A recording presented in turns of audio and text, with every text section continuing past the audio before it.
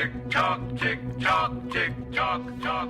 A real Celtic talk show by real Celtic fans from the Carluke Shamrock Supporters Club on Hail Hail Media.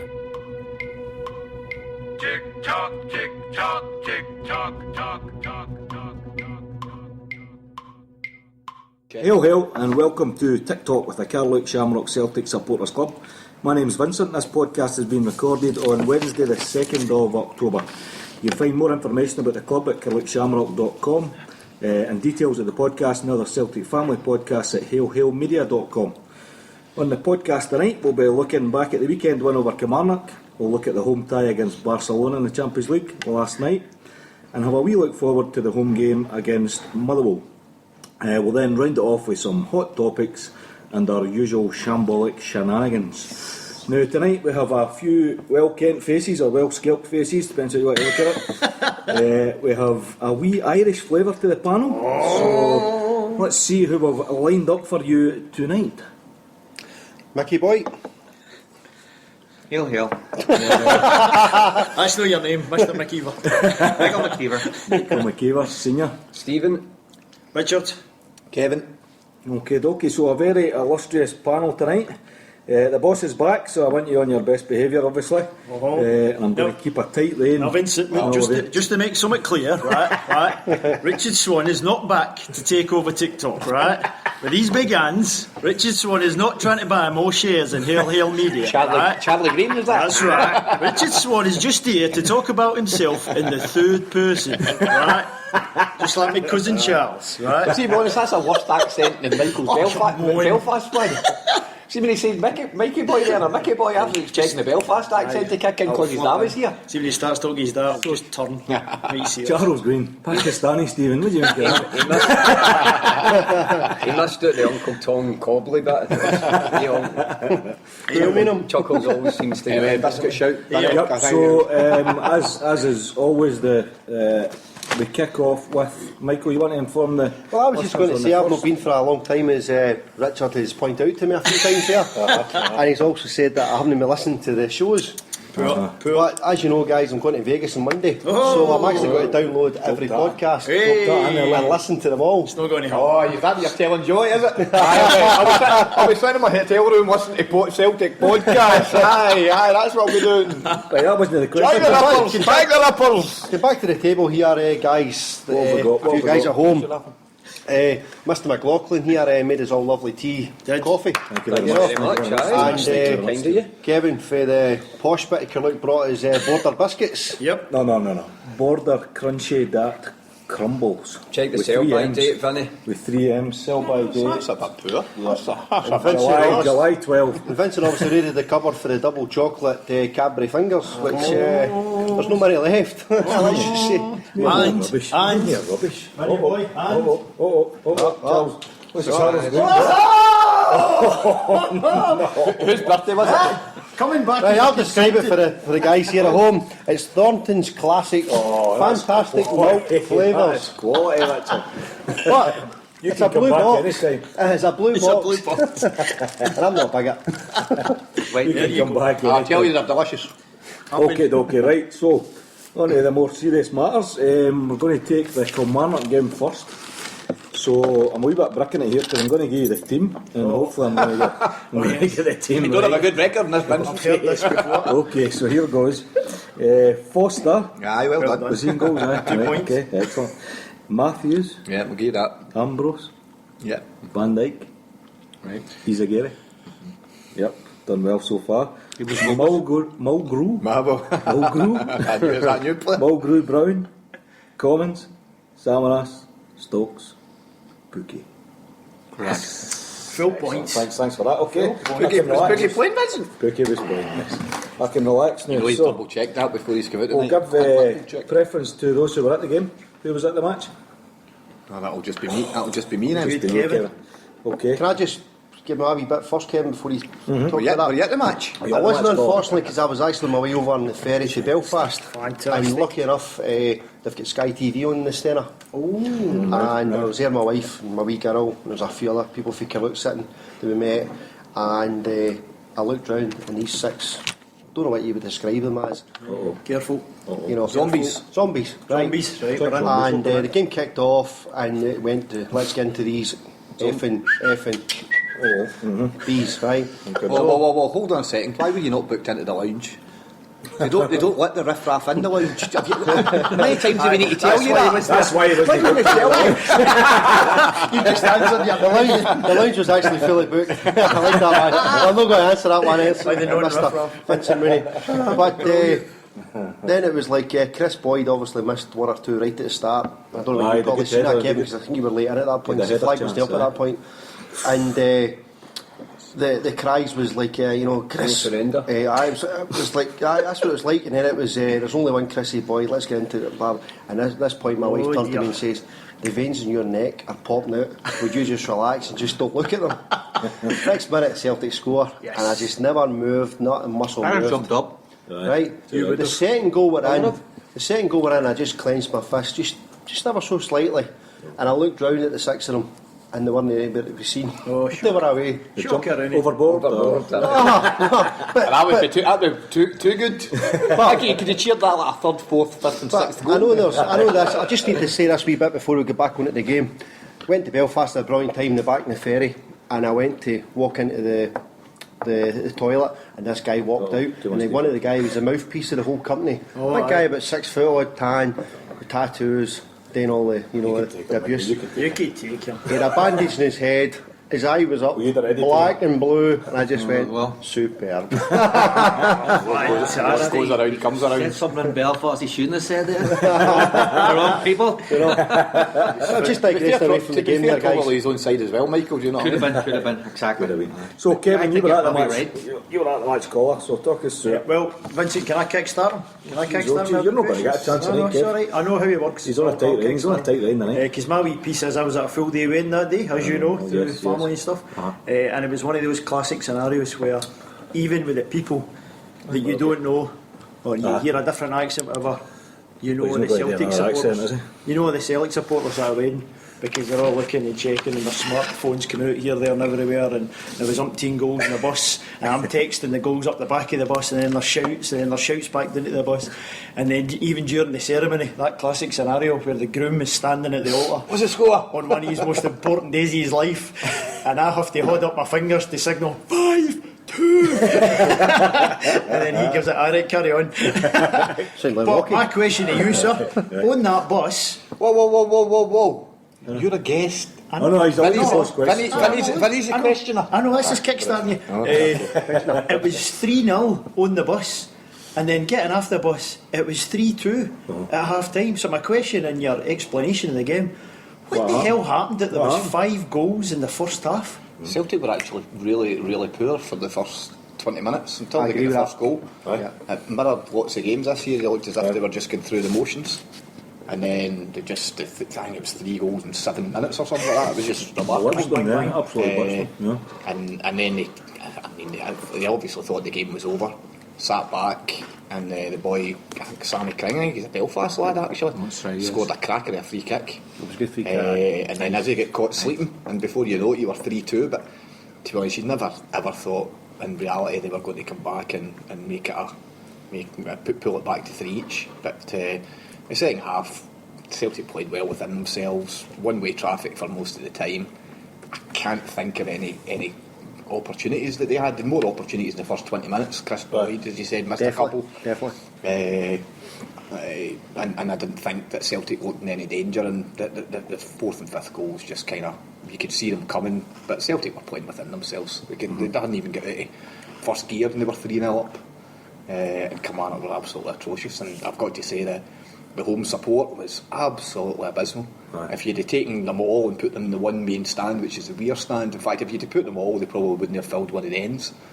There was about half a dozen of them outside right enough protesting, but it wasn't much of a protest. But I think the 2 Kilmarnock goals were filled faster, and Izagirre, he must have been sleeping. Yeah, he was sleeping. That was unbelievable. I think he's carrying too much weight. It's too slow.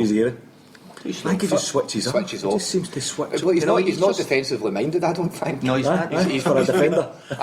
His major strength is going forward and getting up the line, supporting the forwards and stuff. So sometimes when he gets asked to defend, it's a bit of a problem for him. Having said that, the first goal should never have stood. It's a free kick. It wasn't a free kick, right?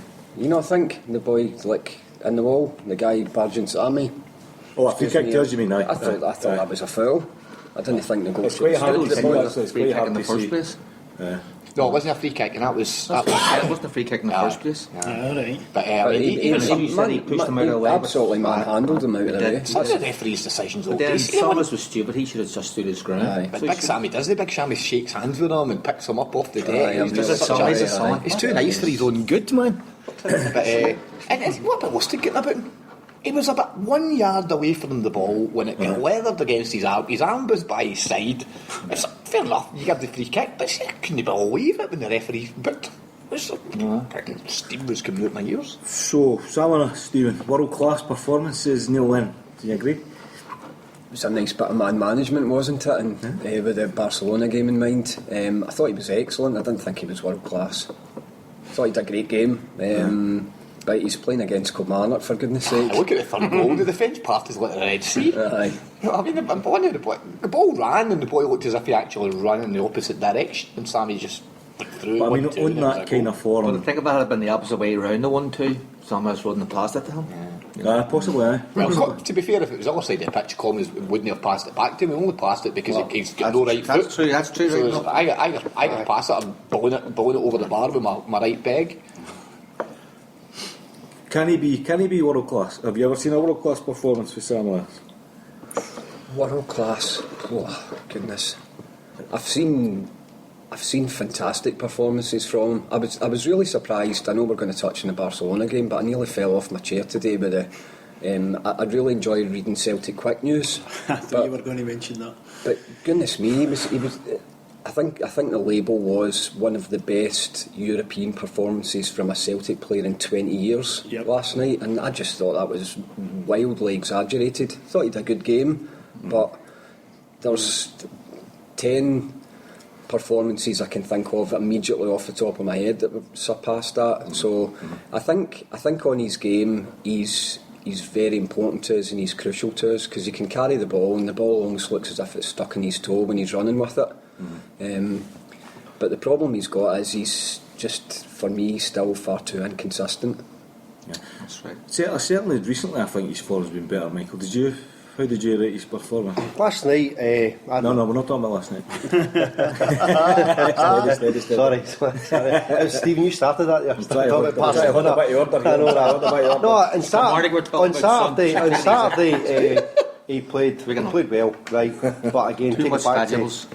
to reality here. It was Kilmarnock, as Kevin says, and they are where they are in the league. But when Sammy's on his game, I just think the only thing that lets him down is his vision. I mean, he's great run with the ball and that, but 2 or 3 guys buying him, doing him. You know, release the ball. You know, I mean, that's the only thing. Lack I've of vision. seen. Aye, Definitely. aye. Big Decision making's another. He should phrase pass the I would ball throw more in. often, But I think. what you've got to remember is, see anybody that's playing against him, he's a big guy, and he is, when he's on the ball, like Stephen says, with the ball at the foot, he is impressive coming towards you. You know what I He's mean? good with the head too. Whereas you play him through the middle, I've got to shoot myself in the foot here a wee bit with the header, but he's when he When you shoot yourself in the foot with a header. no, but think about it. No, his head on Saturday. Let me finish, guys. His head on Saturday, he scored a goal with his head. See how many times he's up there for a head to shoot. Is there a He league missed 2 boys sitters room here last to put week, him 2 in? weeks ago. He missed 2 sitters Aye. with his header. You know what I mean? And but he's no world class. I feel the same about when he gets through 1-1 with the goalie, or he gets into a shooting position. There's only very infrequently he puts his laces through it. One of the game that I was in Barcelona last year when they won the league with Inverness or something, and he put his laces through it. He doesn't do that frequently enough. He wants to namby-pamby it in by the goalie or lob the goalie, and the goalie just stands and collects it, and that pisses me off. He needs to actually start adding more goals to it and more variety to his. Well, to actually, his- his goals to games ratio I heard today was something like 50 and say 150 appearances, something like that. So almost kind of 1 in 3, which isn't bad for somebody who. I think the turning point for Samaras was when we started to almost I was going to say we started to stop, but we stopped calling him a striker. Yep. But I think just now, I've got nothing but praise for the guy. I mean, I think his form now is absolutely fantastic. Richard, what's your feelings on Samaras? That's a second question. Your first question is the world class. No, that's the question I asked you. No, but that's he's world class. No, he's controversy. He's one of our. What do I think of him? He's one of our top players. He's essential to us in Europe. He shows flashes of brilliance. And he can carry the ball for us really well. Some fantastic runs once he gets it. As you say, he looks strange. He looks namby-pamby. He looks like a deer, but there's that ball still stuck to his foot. It's like, wow, you actually get past that guy. It's outstanding.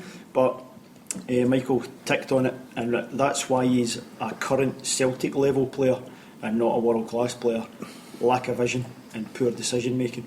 Correct. I don't think there's been a world class Celtic performance since Henrik in the UEFA Cup final in 2003. I can't think of any. Well, before him, there's It obviously depends guys kind of what you're before calling him. world class. Do you know what I mean? I think if A world class is would it be a performance that would merit being in the Bayern Munich team tonight or the Barcelona team last night? That's what I regard as world class, because they're world class players every single. But their performance last night wasn't world class, so it's hard. You know, I know what you mean. If they're playing at their best, what one of your players would get in their team? I guess, and there probably isn't one.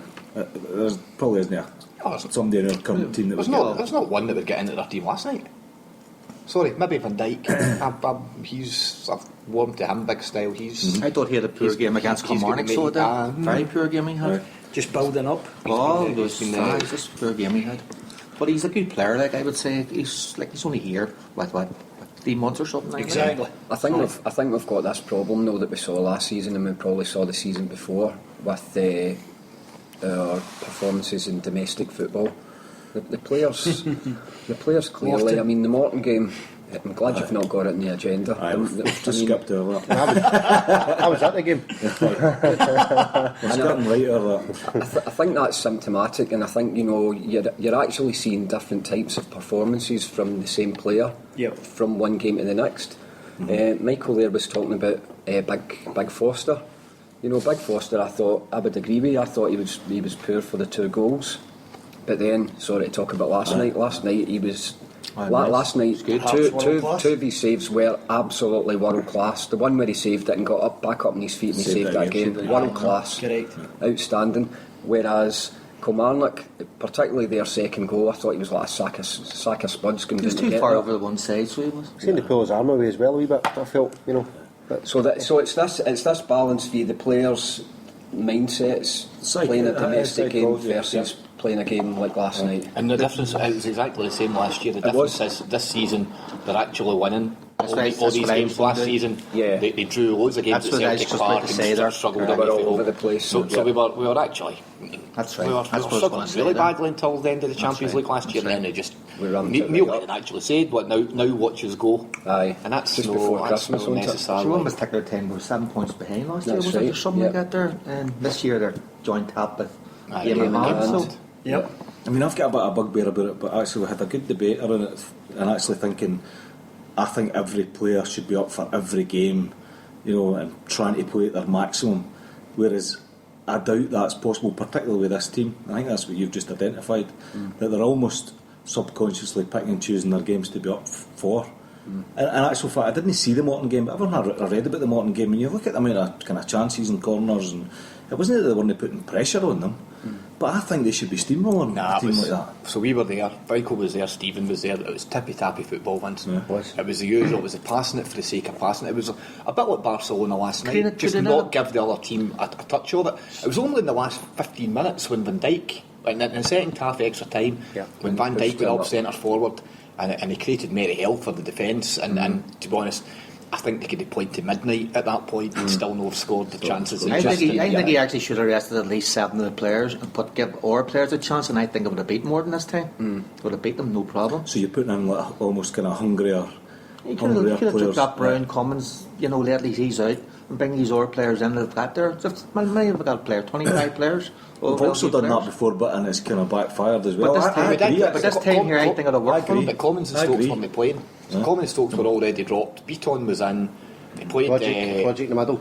It was very poor, I felt. Bolly on, And Bolly on. he played, what's the wee guy, Dylan McGee. So it did make a lot of changes. But we He went to the made Liverpool half a game dozen. and that big fella Bolly held the ball brilliantly. I don't know why he's not giving him a chance. So that would have been an obvious one to have played last week certainly he didn't do it, But the against back Watford. five was perfect. Saluska in goals. He's at that level was perfect. Exactly. The back four was the first back four, first team back four. So we can't criticise that. But it's like Kevin saying, it was going forward. You could score there, sit there all night and no score. I actually finished the game with approaching our Champions League team. our regular side. I And finished exactly, the game with yeah. our regular side. And was it a penalty kick? Was it a penalty? I thought it was right. I was in the main stand. It was kind of in front of me, and I thought it was very, very, very harsh. He fell. well, His arm didn't come out. He fell, and just the way he fell, he caught almost. Somebody said he fell landed on the or ball. something. We I lost a think penalty it was. against Spartak Moscow, I remember. Champions League, Gary Caldwell, almost exactly the same spot, remember? Kind of slid in, ball hit his arm the night when Big Arthur saved us and we went through. And there was one last year, I think it was the year before, Hearts in the semi-final, remember the Cup?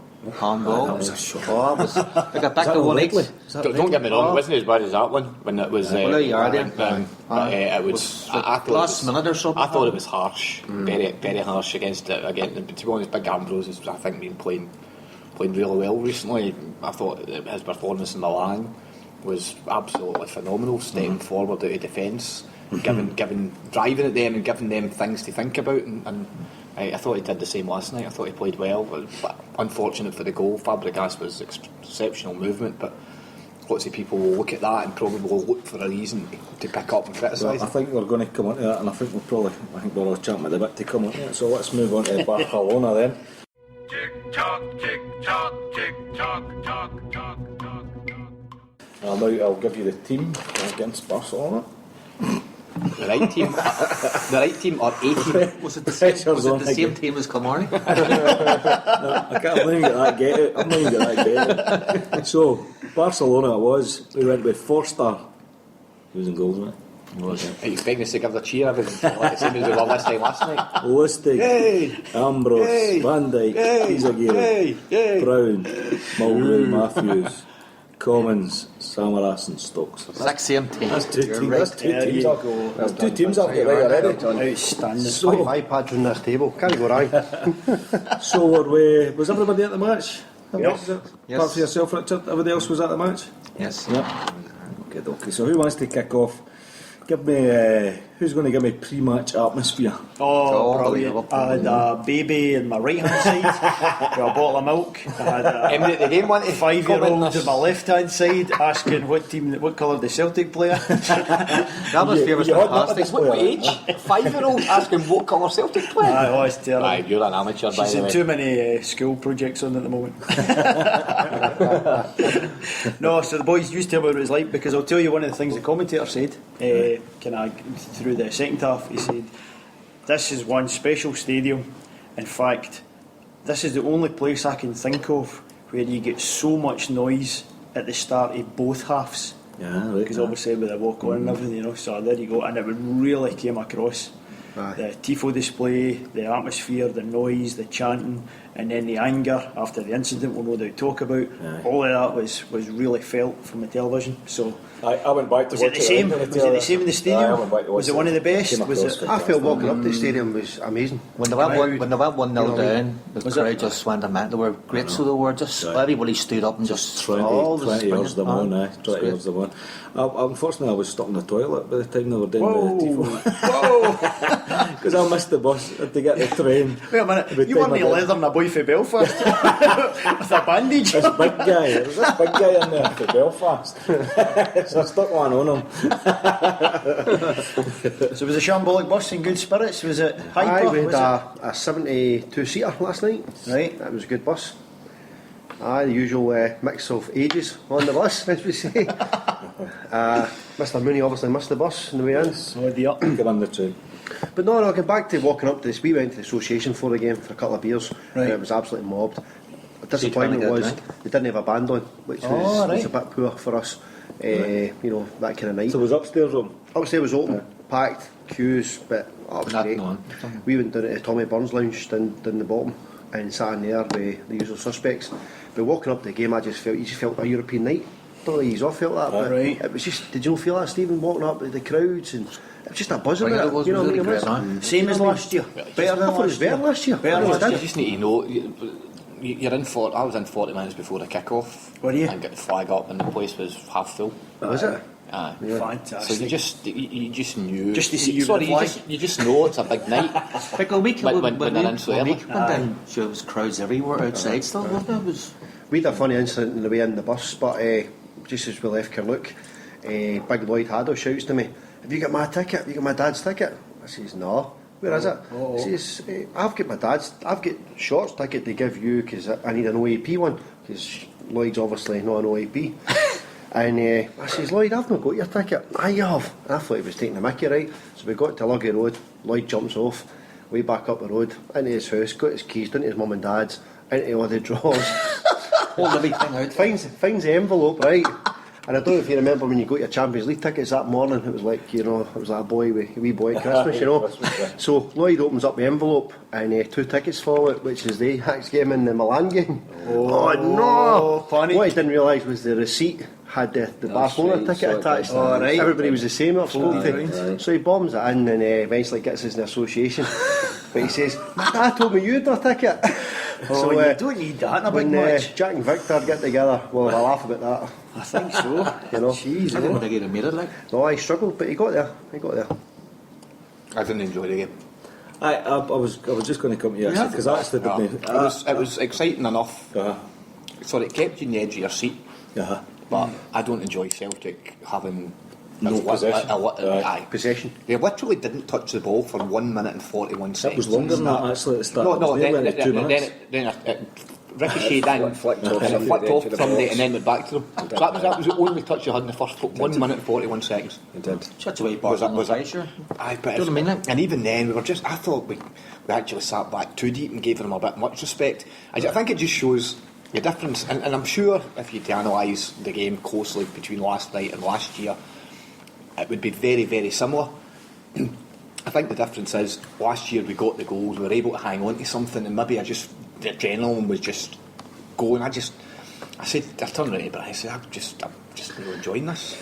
See when it comes up like 28% possession and stuff like that. Do you know what I mean? I think that's roughly what it's But see, to be honest though, like Kevin made a good point in terms of, you know, the way that we are in some of the domestic games. It was 65 minutes before Foster had to save anything.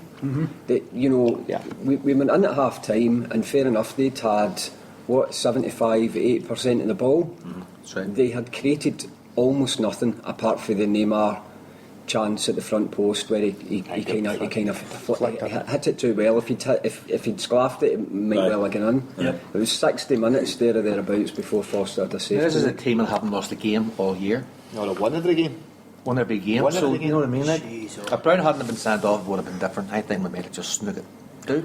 But I think I'm with you, Kevin, on that. I think they're kind of realistic enough to know who we're playing against and what kind of chance.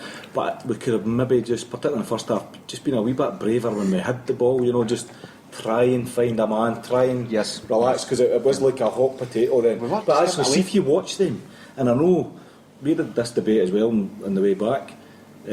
Are they how much fitter are Barcelona than Celtic?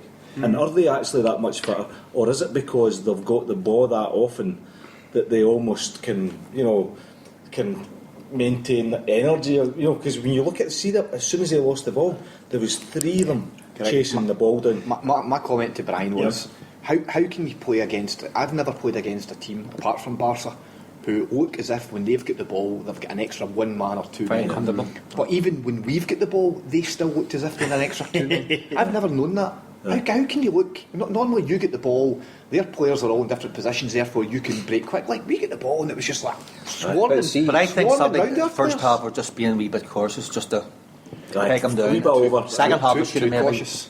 second half minutes. See one of the problems as well last night, Samaras was totally isolated.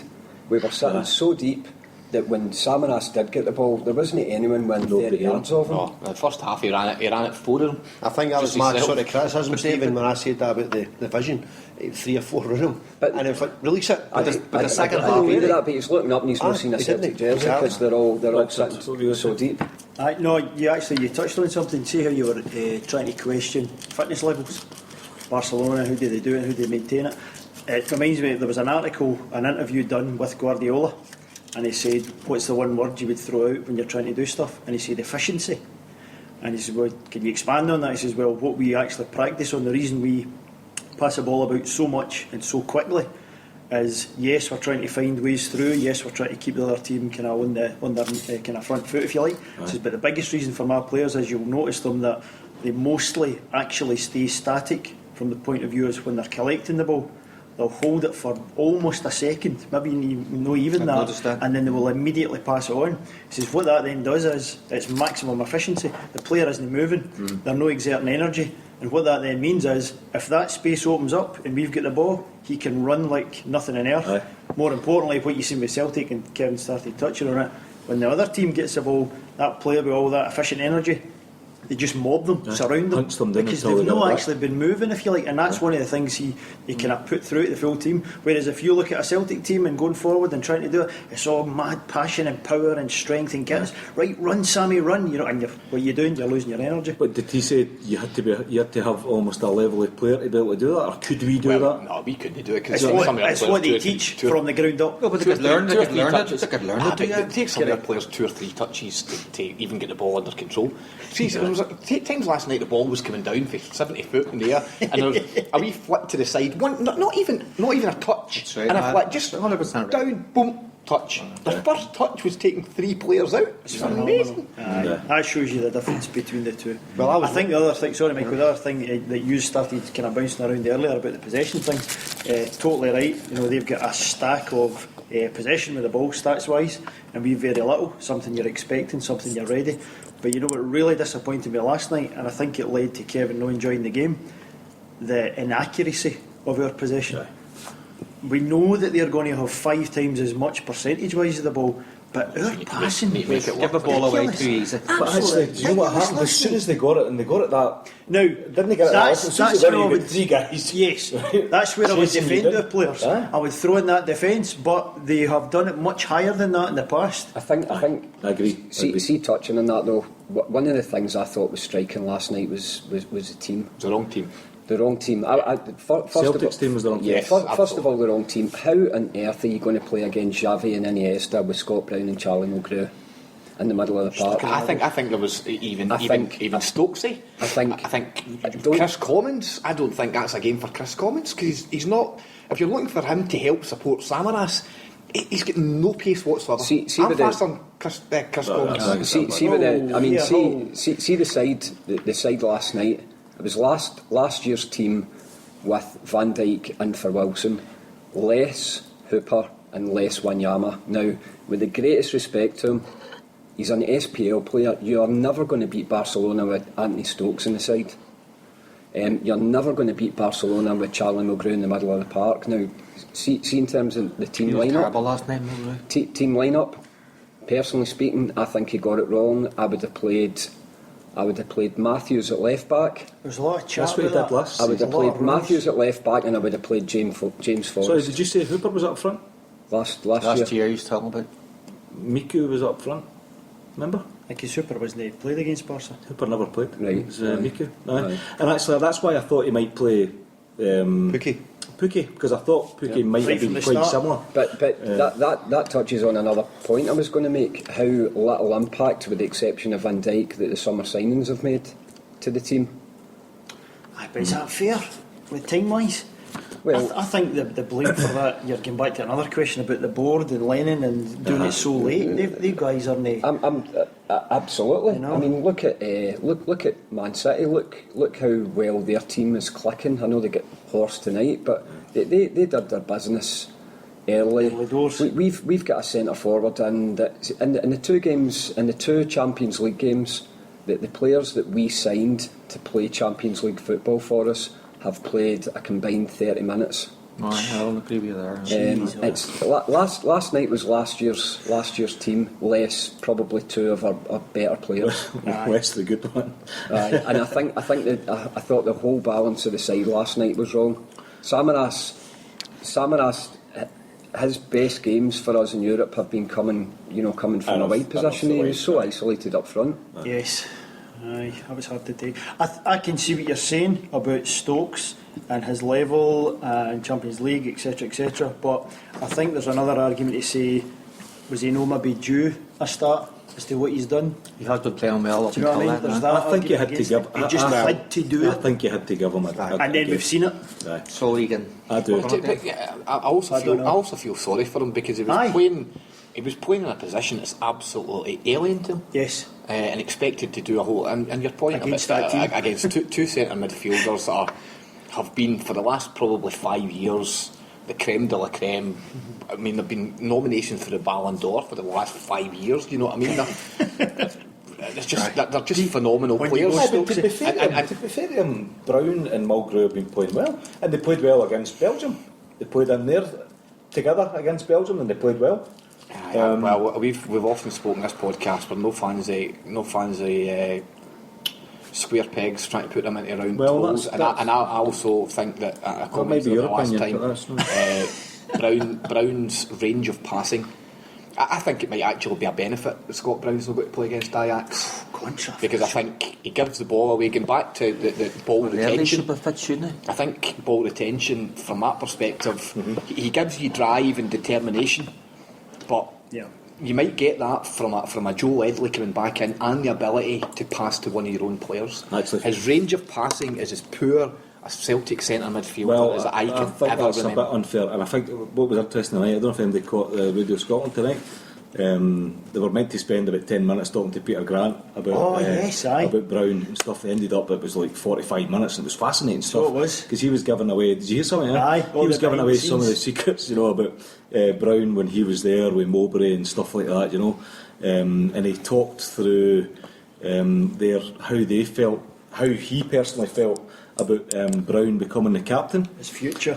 So he gave away a couple of secrets. One was that Peter Law had insisted that it would be Robbie Keane when he came in, and Grant said absolutely no way, as a person on loan, going to be the Celtic captain. So they chucked that one out.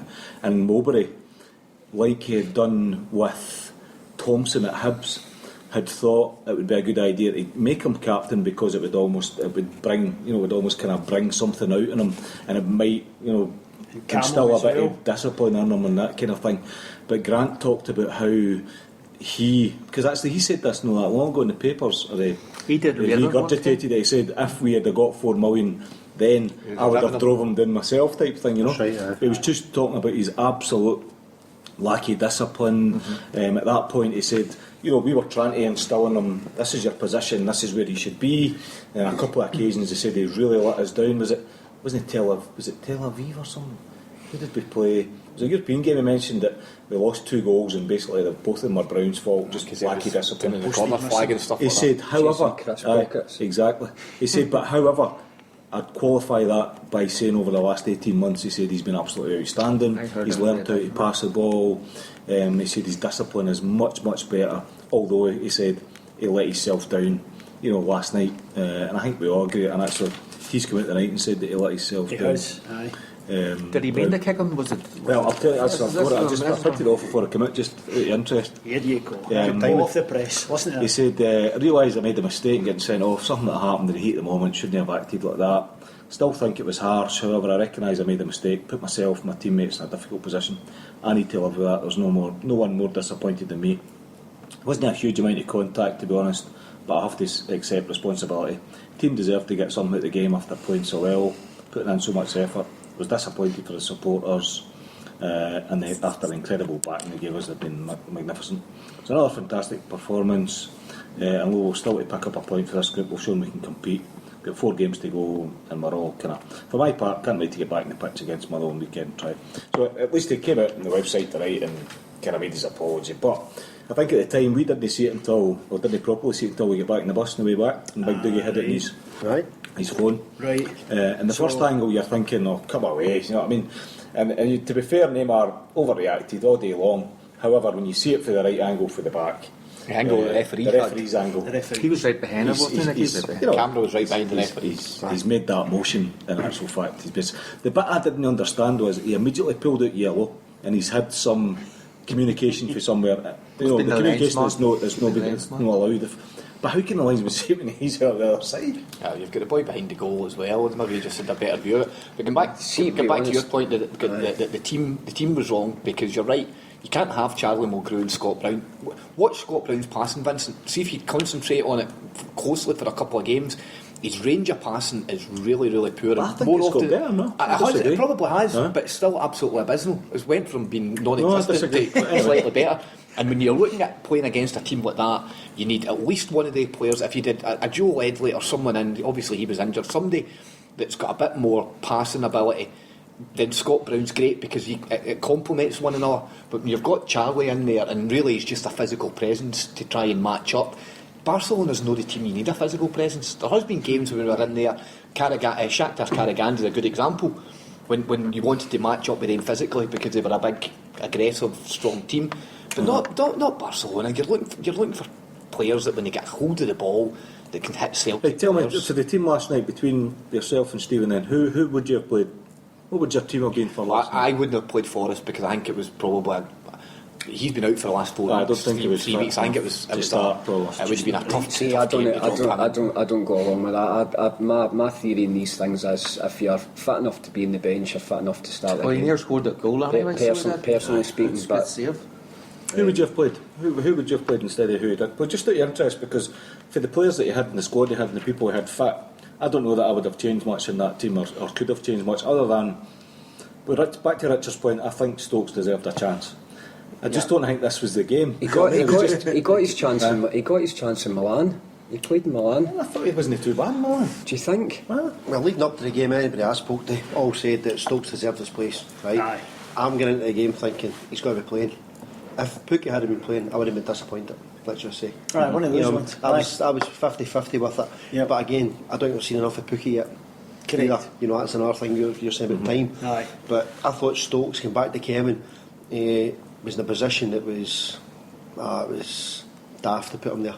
You know, tracking back. He's not got that injured for a start. You know, but see the amount of times that when every one of the Barcelona players were chasing down Celtic, when I looked, Samaras was standing on his own, arms in his hips, he's just like, what's going on here? I have to see, he wasn't chasing anything down. Do you not find that? But do you not think these new players that sign for Celtic are just with Celtic to get Champions League football?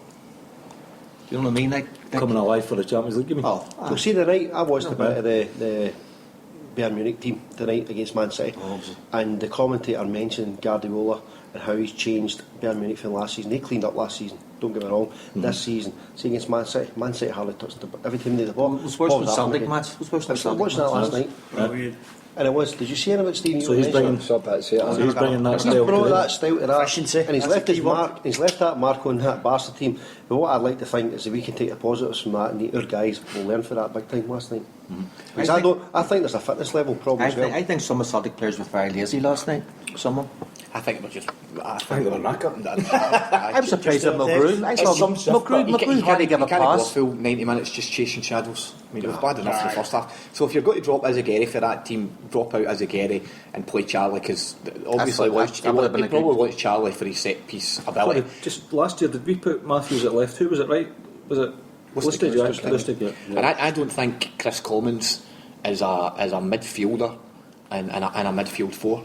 I don't think he competes well enough. He's not mobile enough. He's not got the energy levels to play that position. He's a number 10. Yeah, so I would have dropped Stokes. I would have played Commons in that pick, and I thought Commons was abysmal last night. But that's because it's not his style of game. I would have put him allowed to float across the kind of from left to right, and then I would have looked to try to put somebody, even Kyle getting in the midfield would have been better for me than having Charlie Mulgrew in there, because he's mobile, he can compete and get in their faces in a slightly different way from Mulgrew, who I just don't like Mulgrew. He's very poor. He had a poor game, Kevin, last night. No, but not even that. See this whole thing about I just never see him as a midfielder, and the fact he played for Scotland well in one game, that doesn't mean to me he's a midfielder. He's too lazy. He drags along her like as a Gira. No punching him, sword next, no going. I think he's almost a specialist in there. He's almost a quarterback in there. Charlie's in He's a the place team kicker. for He's a place different kicker, reasons. Vince. If you could bring him on and off for set pieces, corners, But free kicks, unfortunately would. you can't. No, you can't. So I even look at the Kilmarnock game. Going back to that, he was poor in the Kilmarnock game as well. He's not a midfielder. He's a fish out of water playing midfield. So I wouldn't have played Stokes. Would you have moved Ambrose in the middle then? And put Mulgrew back if it was I think I would probably have moved Azagiri out and put Mulgrew. I think the two of them at centre back are absolutely. I think that was going to be a phenomenal partnership. Solid. I think if we get out of this group, Am I right in saying Ambrose only 24? He's Quite young. I don't know what age he is. I think if we get out of this group into the Europa League, if we're third or fortunate enough to finish second, which I to be honest can't see, then I think it'll be. Well, I disagree with you there, because you look at the Celtic's next two matches against Ajax, right? They get 3 points at home, and say Barcelona beat AC Milan, only 1 point behind AC Milan. Say they beat Ajax over there. Yeah. They play Barcelona again. Celtic could be maybe 6 points. Plus we've got AC Milan at home. That's 9 points. We talk about that as if beating Ajax away from home. No, but it's a possibility. It's a possibility. It's more likely than not. Well, they beat them 3-1 not so long ago. There. We saw I wouldn't. No, but you have to think that way. I know what you're saying. It looks impossible, but it's not impossible. Exactly. See, when I'm at the game with Kevin in Amsterdam, I'll phone you that and say, I'll just put you on to Kevin. Let me chat. 5-0, Michael. 5-0. and I will be, but the reality is, I think if they get a draw over there, it's actually quite a good result. Yes. And I also think that Milan will be a more difficult proposition at Celtic Park because of than it was over there. And I go back to, I think you and I spoke about this last week. The number of players we dropped for the Morton game, let's say we dropped 5 and made 5, weakened our team. They were without 8 players over there. And it's easy to say the players come in are really, really top class players and they should be able to settle in, but it just disrupts the whole flow and the momentum. The players, you're not playing with the players you're playing with every week.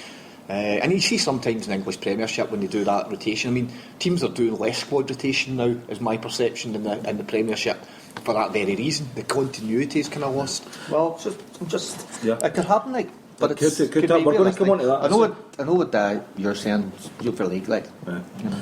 So Richard, just go back to Barcelona. What was your thoughts? Would you have changed the team? Were you quite happy with the starting lineup? Well, Stephen touched upon what was the online rumour of the day that Izzy was going to be out and Matthews was going to be out. Was it? I never saw that. Aye, it was everywhere. Everybody was kind of suggesting that. Wasn't everywhere, fan. I was everywhere.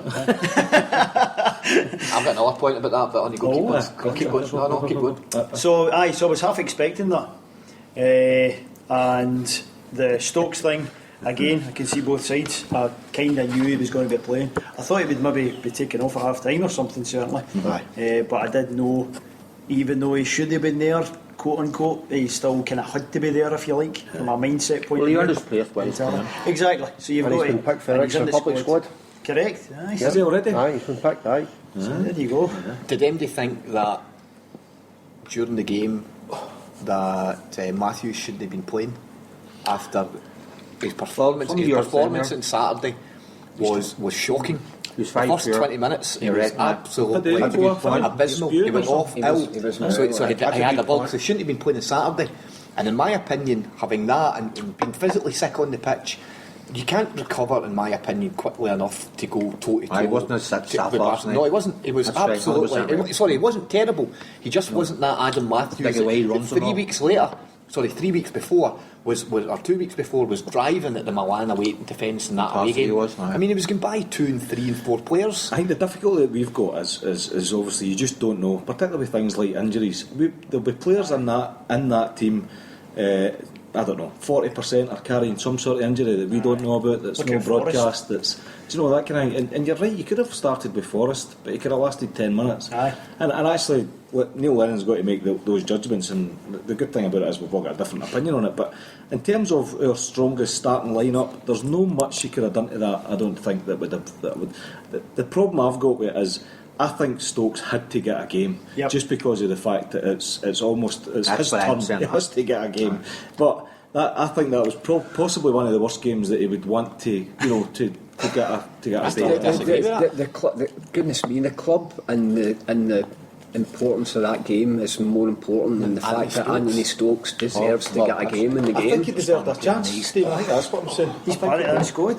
Couldn't disagree more. I totally agree with you, Stephen, that the enormity of the game, if he doesn't fit in to the way that the manager wants to play the team, then it can only be dropped. There'll be other games where he will fit in. He's like half a dozen other players that you've just mentioned that you thought, for example, that Mulgrew shouldn't have been playing as well. So, do you know what I mean? He's no, kind of. I didn't say that, Vincent. I said I would put him at left back. Mulgrew. You would play Mulgrew, but you wouldn't play him there. I told you I would play Mulgrew at left back. I think I'll go into the archives and see that you thought that was his worst position. Mulgrew at left back. I said left midfield's his worst position. You did say that. So I would have played Mulgrew because the manager wants him for that place kicking ability. But if Stokesy, I feel so sorry for him too but I just don't think the balance of the team, even in the games where he's helped turn it this season, the balance of the team with him in it is just not right for me. And what is his position for you? I just can't put. What is his position? The bench. No, I don't think. That's harsh. No, that's what I'm going. That's what I'm going to say. No, I don't think he's a Celtic player. I think he's a good player, and he was exceptional with Falkirk, and he was exceptional with Hibs, but he just doesn't suit the style of football that Celtic play, and he's not a natural goal scorer. He's a hybrid, and that's why I think playing up front on his own with Hibs, where he gets a couple of chances. 2 or 3 weeks ago? The Candidates. What's that? Candidates against Hearts. No. Oh, see if you were the guest, we'd be ripping you to bits for that. Tannadice against he was outstanding, so he was. Sure, get the goals he made. I think he's a Celtic player. One of the things I will say, Kevin, I think they judge him now is this is his first season. I would judge him with his new attitude. I think his body language up to last season especially was shocking when he was playing on the team. He's grew up big time. He sorted out his private life a wee bit because there was a lot going on there. I'll not go into that. I'll not go into that side, but no, I just feel as if the guy's body language is grew, and his effort on the park, especially first few games of the season, I thought was great. Okay, let's get back to the game. So I guess the big event of the second half was the sending off then. So I think we all agreed that we thought it was a sending off, yeah? I would disagree with that. You disagree? I've not seen it again on the TV. My real time opinion of that was that Scott Brown gets sent off because of the reaction of the Barcelona players. I think Neymar's reaction was disgusting. Aye, I agree. Dani Alves ran from the right back position to get involved in the situation. He's a cheating bastard. I did that. Dani Alves. How many times did he hit the ground when there was minimal contact? He's poor, actually. That was something. That's not Barcelona. That's not the Barcelona I like. And I'll tell you, I actually like Pepe more than Dani Alves. That's how much I detest Dani Alves. That wasn't your turn, Stephen. No, and like you asked earlier, why do we think the referee kind of changed the card from yellow to red? Personally, and I'm taking this as me watching the real time game. He changed his mind because of the pressure that the Barcelona players put him on. But I think if something came, it's still not your turn. I don't think something came via his earpiece, to be perfectly honest. I don't think. When you watch it on TV from the angle that the referee's got, the camera behind the opposite end, you're right. It was a reaction of the players, but I actually think it was more reaction of Neymar.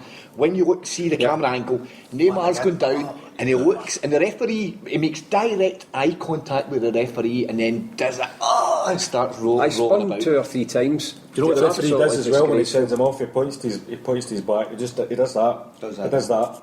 But see the angle the referee's got once you see it in the telly, Stephen. Stonewall send off. See when he goes by him, his arm comes down like that, and Brown motions to kind of kick him. Very little contact, but he does it. So if the referee had been at the linesman's side or the touchline side, I don't think it would have been a sent off, because you actually see it and his foot goes through the gap. But the referee's looking at that angle, so he doesn't see that he's not actually made contact. Sorry, He doesn't sees the see motion of the kick. He sees the motion of the kick, but doesn't realise it's actually through there. Can I put a different scenario to you? I thought you were a Celtic player. No, I'll put a different scenario to you. So what happens. So he does what he does, and I've not seen it again in the TV.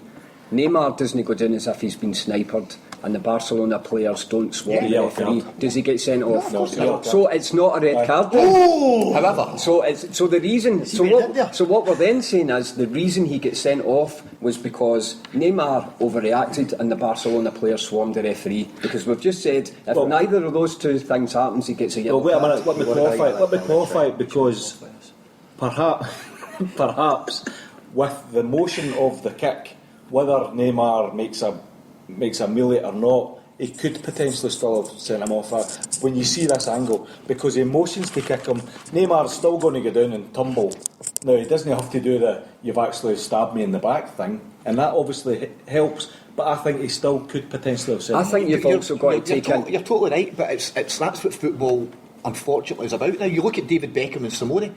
Beckham flicks up to kick him. That was never a sending off. It was the player's reaction that got him off, and all the players crowding around. That's what football's like. And I'll tell you another thing: if it should have been another foot, we would have been wanting whoever. If somebody did it to our player, we would have wanted him sent off. We watched the match today, the Sparta Moscow game, so we did. And your man kicked him twice, never got sent off.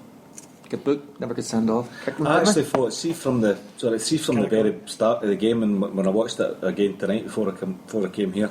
I don't know if you remember at the start we had a corner or a free kick in, and the referee was straight up, and it was the reverse. It was the Hooper scenario all over again. Yeah. And Stokes did absolutely nothing. And then there was another one after that as well. Let's take one at the back post and put it in. Big Van Dijk was going to put it in an empty net. An empty net, I couldn't believe it. It was the very first corner we got. And they gave it I thought the referee was actually very, very poor. And French. I don't know if you saw. I don't know if you saw the interview. I don't know if you saw the. There goes a French audience. Froggy. I'm sure we've got a big audience in France. referees out there. Pardon. It reminds me of Claude Colombo. Remember that name? I remember. But I don't know if you saw the interview with Lennon at the end, and the guy for ITV specifically asked him, "Do the big teams get decisions?" And Lennon, you could tell by his face, didn't want to answer it truthfully. He said, "I don't know if you could say that," and kind of politically answered it if you like. But that was and I think you can't get away from that. I think if you think about it in terms of our wee world here in Scotland, if you want to get on in refereeing, you know how to do it. And I guess these guys are no different. If you want to get on in refereeing, you don't want to give really controversial decisions against Barcelona, against Real Madrid, Man United. Do you know what I mean? So there's got to be an element of that. And I thought that the referee last night, I thought he was absolutely But Brown should put himself in the position of actually making the referee have to make a decision. Aye, and I think that's what he did. And he'll hopefully he'll learn from it.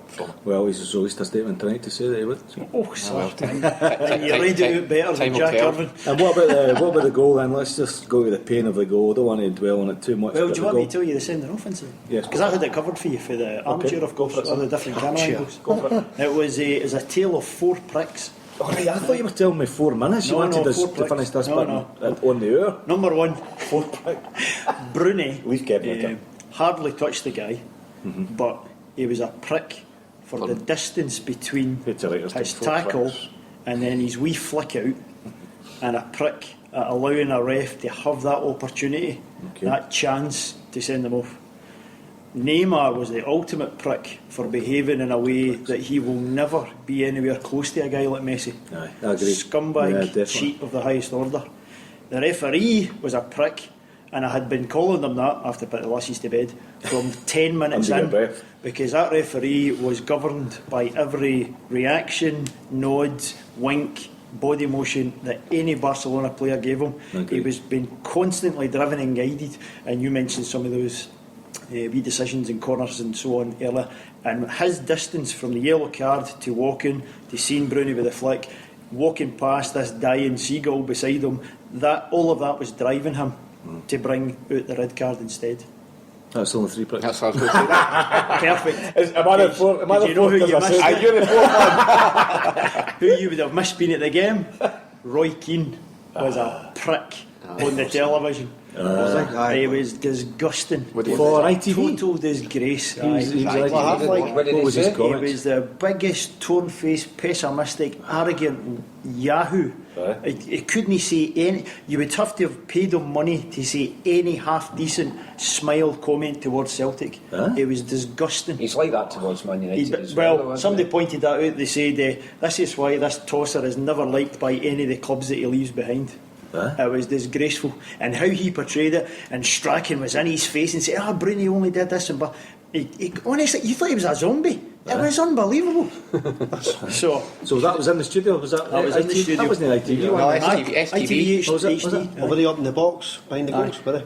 STV was good. I'll need to go back and listen to it then, because I was just fast forwarding. Sorry, oh, sorry. it was Something Malky Mackay and I've recorded the two. Hartson. the other guy's good. Hartson, Malky Mackay and that Graham Hunter, the Spanish Scottish Spanish he's jumper. just one clever guy. They seemed they were quite good in terms of their interviews and stuff like that. You know, you didn't feel the whole agenda thing going on. You know, That's right. I thought I was quite impressed with what I listened to. So the goal, actually, one of the analysis that I heard of the goal was through who was it now? Was it Mark McGee? Just talking about, and they seemed to be talking about Ambrose. The placement. And what they were trying to explain was why, obviously having 10 men and the man being sent off being Brown, why it made such a difference to the goal. And if you watch it back, you see how far Ambrose gets sucked right into the midfield. He doesn't need to make the move, but he goes right into the midfield. Correct. Realises, spins round, and then starts charging all the way back. Meantime, as he's trying to find his position, Fabregas does the move that Kevin described, you know, that wee kind of arc thing. It was beautiful, like. I think if he hadn't almost did that charge thing, and he might have been better placed. So, if there was any criticism, but it was still a good goal, I think. Did anyone pick up on? I thought Neymar hit the ball, hit his arm in the centre of the pitch when they actually laid it out wide. It seemed to catch him, and I'm sure it hit his arm. Just as he played it out. I never noticed it at the game, but I was watching it last night. I was relying it back. It was just STV. It wasn't on HD, so it was a bit more difficult to see. But it certainly looked up as if it got. You need HD. No. I couldn't. It looked to me as if it actually bounced up, hit his arm, which killed it a bit, and then he just played the ball wide. You tape it last night? No, I didn't. Any recollection, Stephen? What was your lifetime recollection? Well, the two, strangely, I thought it was, this is a bizarre comment, but I thought it was quite an interesting strip that Barcelona wore last night, because I actually, there was a couple of times that the Barcelona, I don't know whether it was the angle I was at, but because it was a dark strip, they were actually blending in with the crowd. And see when Neymar pinged that ball out wide. You were cheering because it was good at the pitch. I couldn't see the Barcelona player, and it happened. Neymar's a ninja. No, there was a couple of. It happened 3 or 4 times. I've no idea why they were in there away strip. Well, I don't know whether that's some kind of interesting. secret. They knew it was But an 19. interesting slant in that.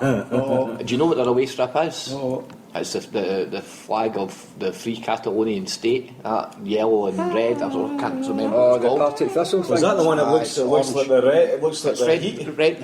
No, it's red, it's yellow stripes. Right. I saw and that. obviously they're coming to play in Scotland, and they're going for independence themselves in Catalonia. And I thought there might have been an element of that in it, which is. So they're either ninjas or freedom fighters. I mean, they could have won their home strip. There was no clash any part of this. So Stephen, sorry, the ball went wide. Somebody jumped in for the crowd Somebody jumped into the crowd. and crossed it there. not at that incident, but there was a point in the second half when I thought the ball was going out, and somebody just Appeared in the crowd. So did they have two players? That's the question. Two things I would say about the goal. It was a brilliant. I didn't think we closed it down. I think we let the cross come in too easily, and that would go back to my point about Izagirre shouldn't have been playing for me. But I thought it was an absolutely world-class header. I thought it was a magnificent header. And you know what it reminded me of? It reminded me of Messi's goal in the Champions League final against Man United. See, when I saw it at first, and this probably is bizarre because I agree with you once I've saw it back, when I first saw the header, I actually thought, what is the goalkeeper doing there? What is the goalkeeper actually doing there? Because we were in, I'm just below the Goon Brigade, and so the angle that I'm watching it, he's obviously headed it back across, and I'm thinking, and obviously Foster's stranded, but I thought, what is he doing? He's just actually let that go by him. I thought it was poor, but actually in reflection when you see it. I did look in the error. Did you think it was? But again, the centre half didn't get up bad from where I was sitting. That was Ambrose. Ambrose. I've been that much bigger, but I've been forward. I got a bit disappointed in Fabregas's reaction. Kind of noising up Celtic fans and stuff like that. It was a bit. I think that was just that he was the fake 10. Fake Messi. You know what I mean? I think there was a lot of pressure on him to come up with the goods and be the big impact. Maybe shows you the kind of pressure they were under, because up to that point, we had 10 men, we had actually a couple of chances before it. Chances before they scored. I was convinced it was going to be a draw. Well, see the save for Greece should have scored that header. See the save for Forest, actually. It's the camera angle for behind the goals. Absolutely. People actually with the goals in, I got a fucking figure in my eye too, everybody jumping up.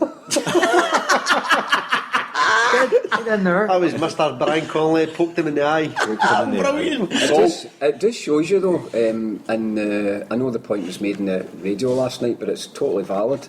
You look at the game in the San Siro, and we hit the bar with a free kick. They go up the park and score. Correct. Last night we've got 2 chances in the space of 60 seconds. And if either one of those two go in, you've then, granted you've got 10 men and you've still got 15 minutes to go, but you've got something to hold on to. And that just shows you the difference in these games, how fine it is between. Here's another bizarre comment then. What I've noticed before, and not necessarily at Celtic Park, but when you watch some Champions League teams, kind of maybe say mid-ranking Champions League teams, almost, I'm not saying that they don't try, but see the reaction of Barcelona to our 2 chances. It almost was a spark for them. And I've saw other Champions League teams almost no creating chances. Do you know what I mean? So actually playing the game out, so that if they're here for a draw, and actually if you look at it, we would have took a draw. Actually play the game out and actually don't raise it to any degree, so their response to us, almost like that, right? Because the minute we did that and had they 2 chances, you could feel it. They did up the game again, if you like, a level. Whereas maybe we could have made a decision when we get the ball. Let's just keep it. Let's try and pass it. Let's not try and score. Almost. I've saw teams do that in the Champions League.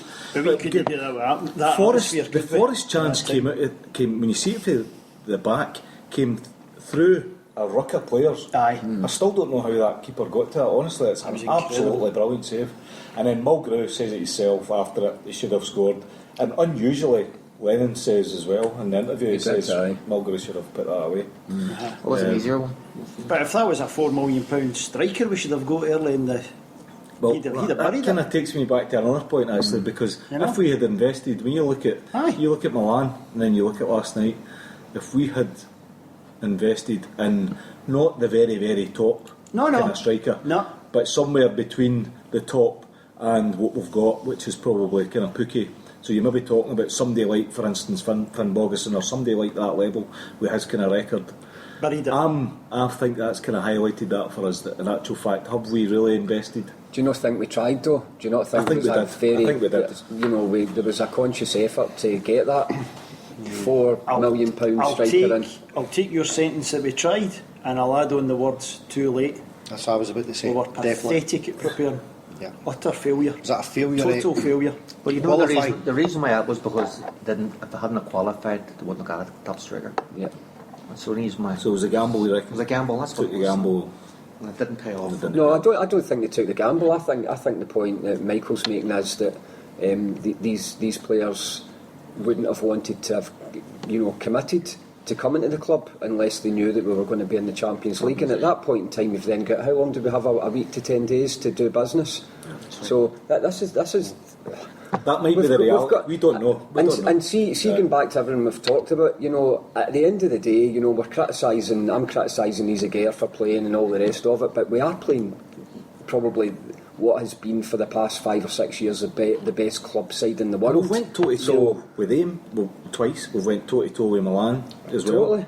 And actual fact, for the level that we're at and the investment that we've made, you know, don't underestimate what we've done. But I guess it's human nature for us to want a bit more. Exactly. You know, we wanted a bit more. We thought, actually, we've got a wee taste here. We could have done better, but it just didn't work out like that. You look at the teams Barcelona beat before Celtic, like in the Champions League, beat them 3-4-0. Beat Arsenal, they hammered Arsenal 4. Yeah. So with all Celtic always take them to a goal. The worst they played, would think it was 3-1. I would think that was a 2-goal difference.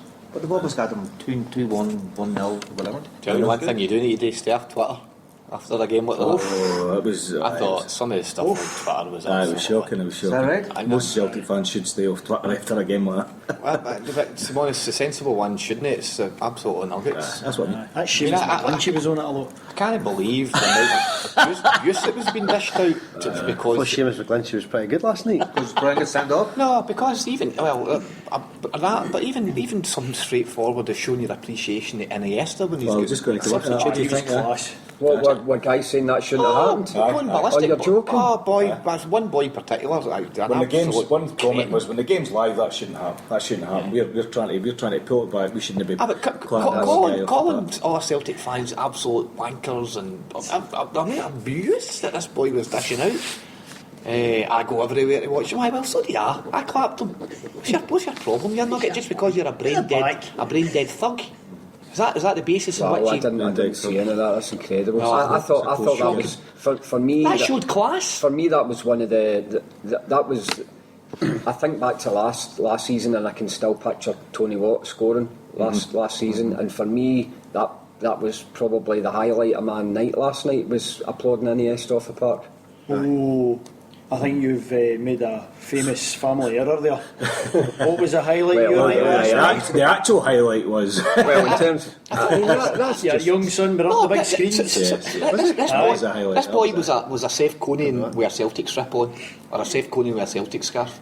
Some of the stuff he was dishing out was an absolute disgrace. just breathe. I looked through this morning. I seen boys that travelled up for Newcastle and Tyneside and stuff like that, and it obviously wasn't a bit of an argument with him. I just couldn't believe it. Absolutely. There's a lot of fear and hate to go, man. Did you take part in the argument? Why would you worry about I just looked at it and boys. Walk away. We'll see who it was. I think putting in perspective, guys, back to it is that we played the qualifying games, but we shouldn't have had to play, in my opinion, that level. We got there in the end, and we are. Bottom line is, And back to what you said, Vincent, group of death, punching above our weight with what we spent. And it's a privilege to be there last night as a Celtic fan watching Barcelona play. I think The whole four teams have all won the European Cup too. That's very rare. You see that. League of Champions. So I think that's a good note to kind of almost wrap that up. So Game. in the Esta ovation, we generally thought it was a touch of class. Touch of class. My God, the guy's earned it. And look, even last year when him and Messi were in the boardroom at Celtic Park, Xavi in the boardroom at Celtic Park, 125th anniversary, and they were at the Masters, they've always spoken very, very fondly of Celtic, about being more than a club, but it's a way of life for people. And then these Neanderthals. And I tell you, that's what makes the behaviour of Neymar so disgusting last And night. the other man, always. Well, I thought the worst was Biscuit. He's another one, definitely. Sorry, did you say Biscuit? Oh no, sorry, Biscuit. Hey! I thought Lennon's comment was very barbed last night about the different supporters. The supporters recognise class here. That's why Iniesta got a standing ovation when he went off, and Neymar got booed every time he touched the ball. I mean, that's good. That's a dagger. Go on, Neil. That's the way you go. Okay. So, just a brief look forward. So, our next match is going to be Ajax on the 22nd, and then we're away to Ajax, and then AC Milan.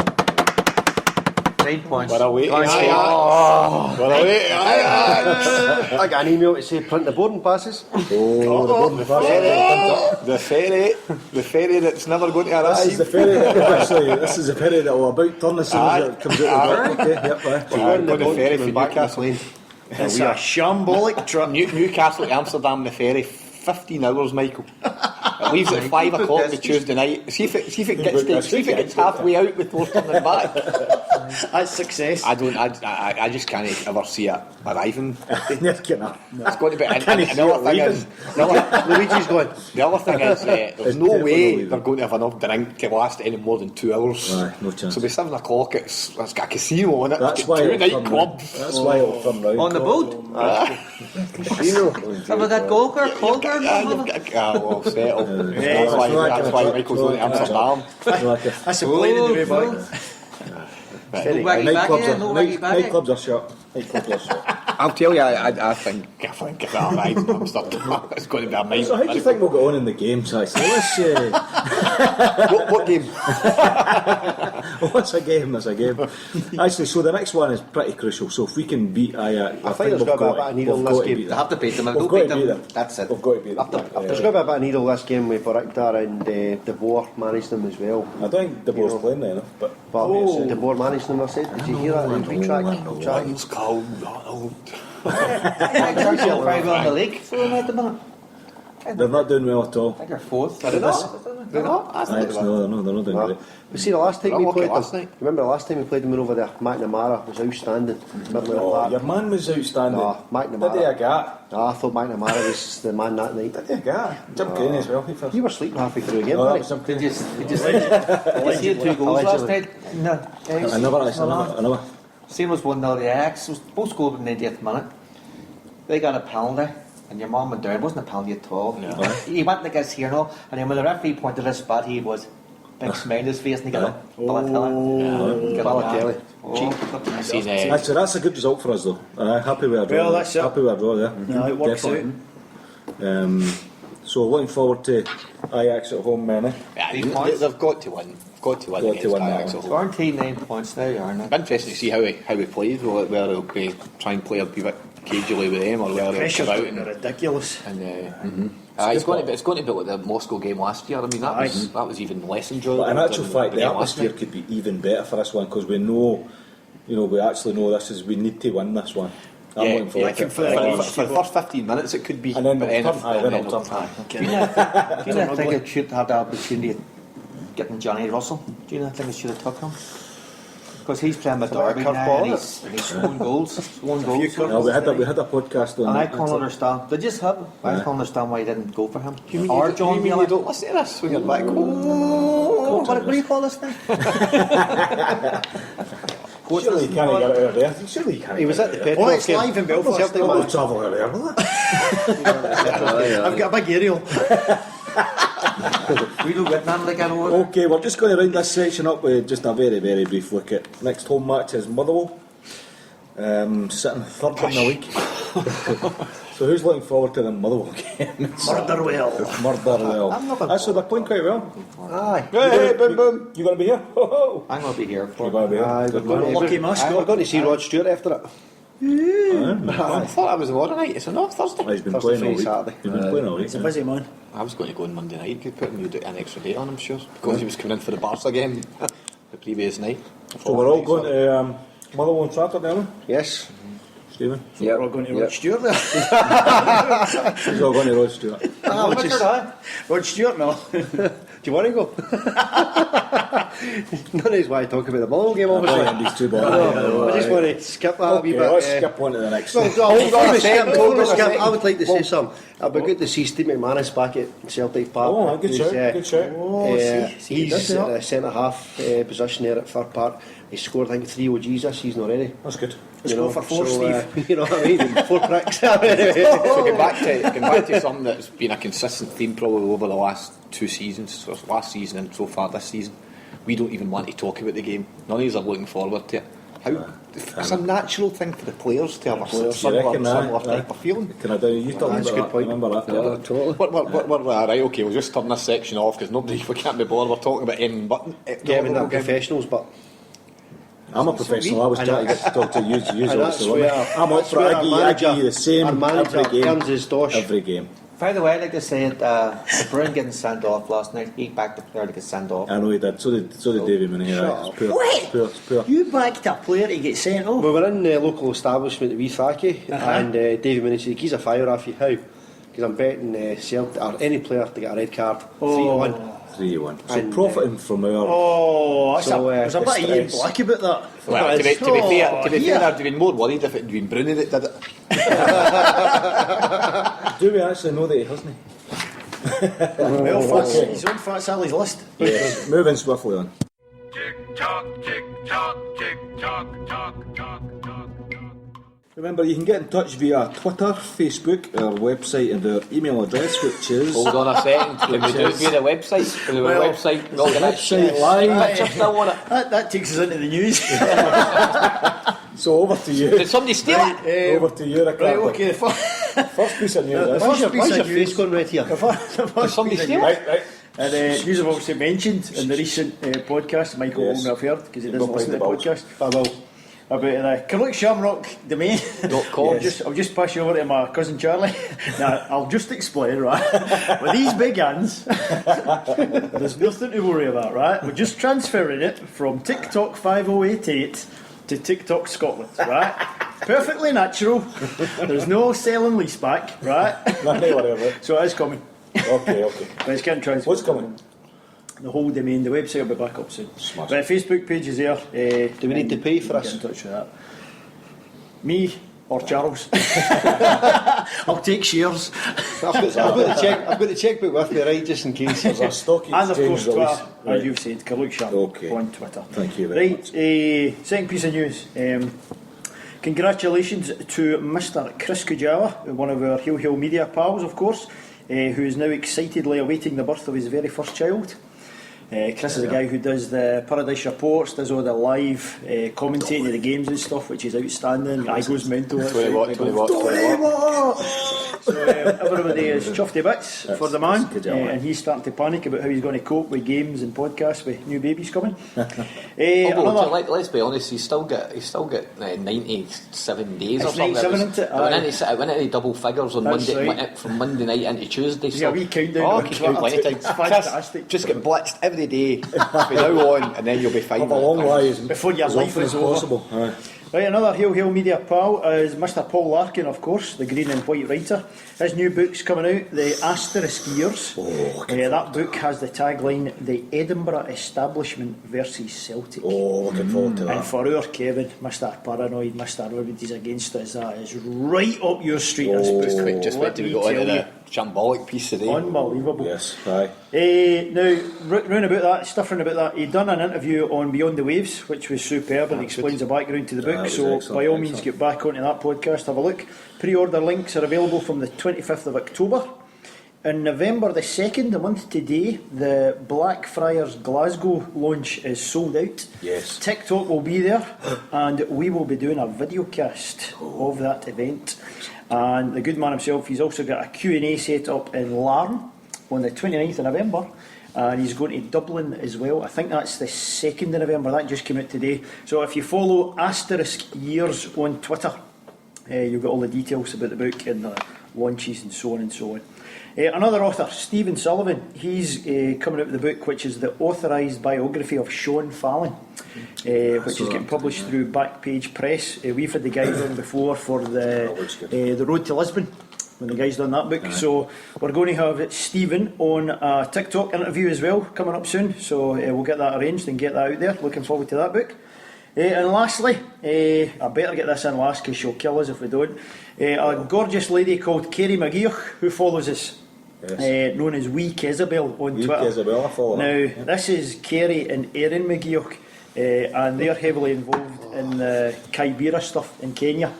So they're involved in building the Celtic School of Kibera, which of course is the largest slum in Africa, and they're looking to get a target of £4,000 by January 2014.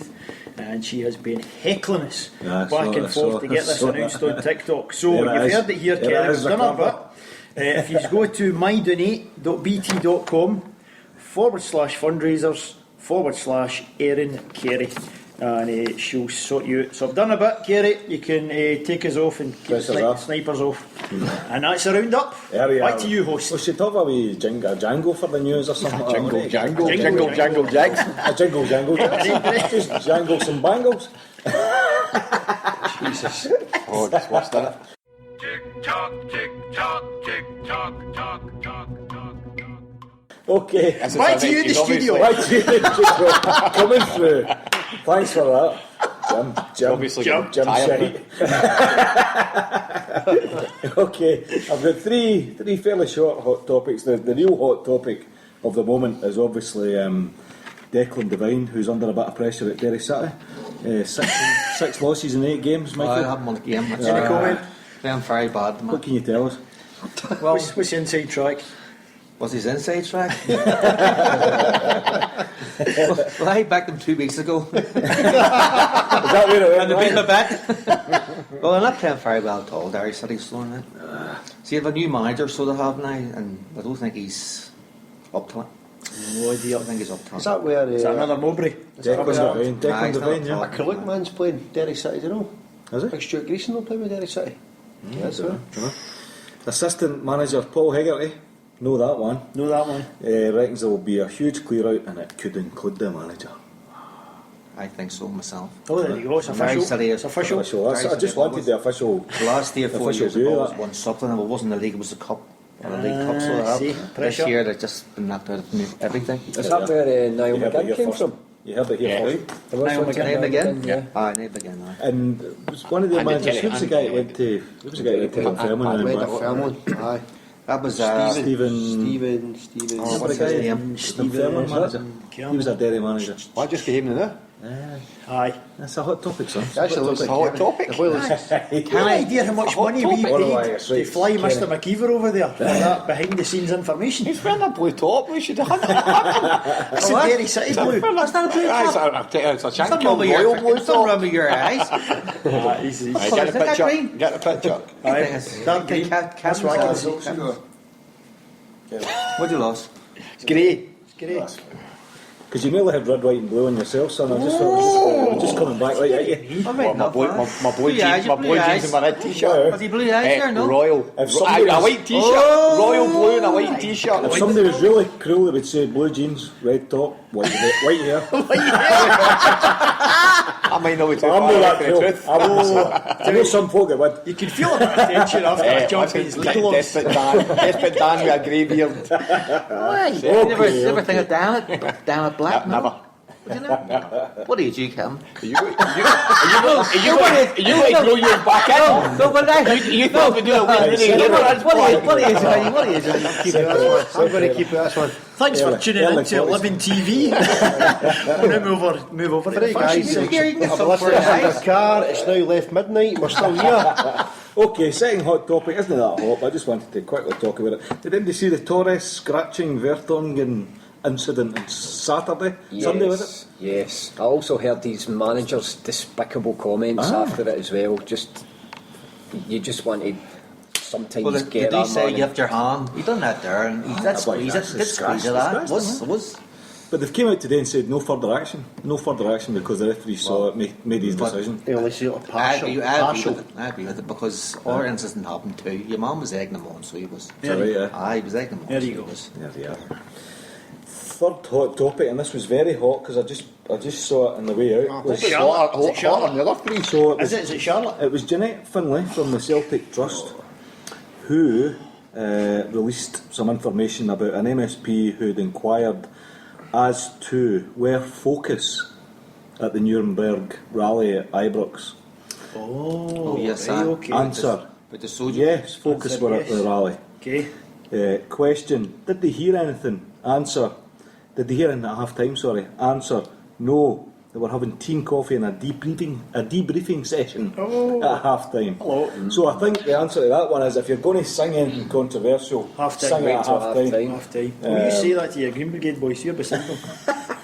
But that was the comment they got back from. Fantastic. That was despicable, wasn't it? That was an MSP. An MSP actually asked the questions. Let's not talk about them. Move on. I want to talk about the Can't accounts just get briefly. angry. I want to talk about the accounts briefly. So, reporting a £14 million operating loss.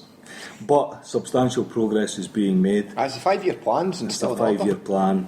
On that point, have you seen Cartuja on Twitter? that? He's one of the famous internet bampots that does all Cartuja his drawings KDS. and Cartuja KDS. 5-year plan. Look at what he's tweeted tonight. It is just a masterpiece. Aye. Absolute masterpiece. Just a kind of a scene of the left-hand side of loads of beggars and Oh, no, I tramps did see that. with Is that his? bulls, aye. And all the then money on the coming out right-hand in the side ditch. all the spivs and Yeah. it's outstanding. Is that him? Absolute That's absolutely brilliant. Cartuja. Cartuja, KDS. There you go. Guy's a legend. So one of the other interesting pieces of information in there was a salary of £826,000. Now, who do you think at Ibrox is worth £826,000? The Greg's man. I thought it was quite interesting. Tom English is slanting that. That's more than Cameron, Obama, and That's Angela it. Merkel all combined. I don't know if that's the best. I don't know if that's the best people to pick, to be perfectly honest with you. Well, they're the leaders of the It's a good point for status. three of the most prosperous, wealthy countries in the world. So you would think that they might be. Germans are well there. It's a good benchmark. I've got to say, he's doing a great job. Aye, God bless him. If they need us to chip in. Did you see they went round the streets asking, and you get the sensible ones like.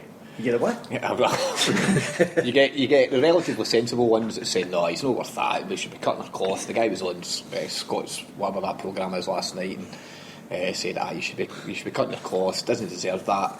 And then I nearly came out with a Tam Cowan moment. But there was, they interviewed a lady in the street who said, he's brilliant. Oh, he's a great wee guy. He deserves 150 grand. But he deserves more than that. You cheeky chappy.